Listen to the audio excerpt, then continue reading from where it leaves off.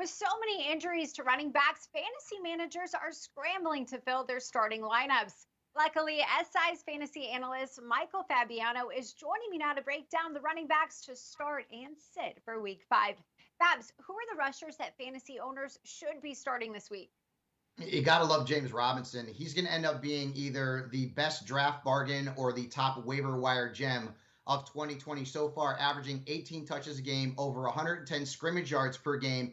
And he's got a really good matchup this week against Houston. They've struggled against running backs. They've given up 6 touchdowns and the sixth most fantasy points to back. So start James Robinson. Also, Mike Davis. You want to talk about a season saver. He's not Christian McCaffrey, but he's been pretty darn close. I mean, look at the numbers. Over the last 2 weeks, only 3 running backs, including Dalvin Cook, have more touches than Mike Davis. He's also third in targets and fifth in fantasy points among running backs at that time. Atlanta's defense is struggling mightily. We saw that on Monday night. We continue to see it. So Mike Davis is now a must start in fantasy leagues in what could be a high scoring game.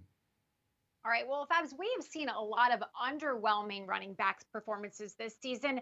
So, who are the running backs fantasy owners should think twice about before putting them into their lineups? And it's tough, right? Because you've got bye weeks and you've got coronavirus situations. But Mark Ingram, despite the fact that the matchup's pretty good, I mean, confusion, it is all about that Ravens backfield right now. Greg Roman, the offensive coordinator there, is basically splitting snaps between J.K. Dobbins, Ingram, and Gus Edwards. And Ingram right now is leading the way in terms of touches, 9.3 per game. That's not very good. And none of these 3 running backs are averaging more than 8 points per game from a fantasy perspective. So while the matchup's really good, Mark Ingram is a risk-reward flex starter at best because of the lack of touches and snaps played. Also, Darrell Henderson.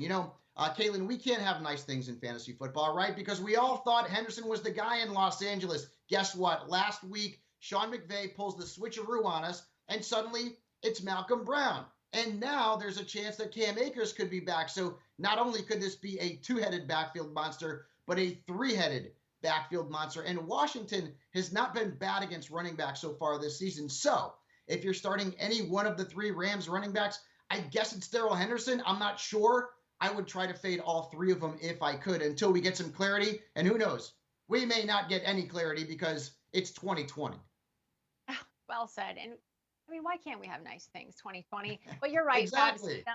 The Los Angeles Rams backfield has been really difficult to figure out. But Fabs, thanks so much for that insight.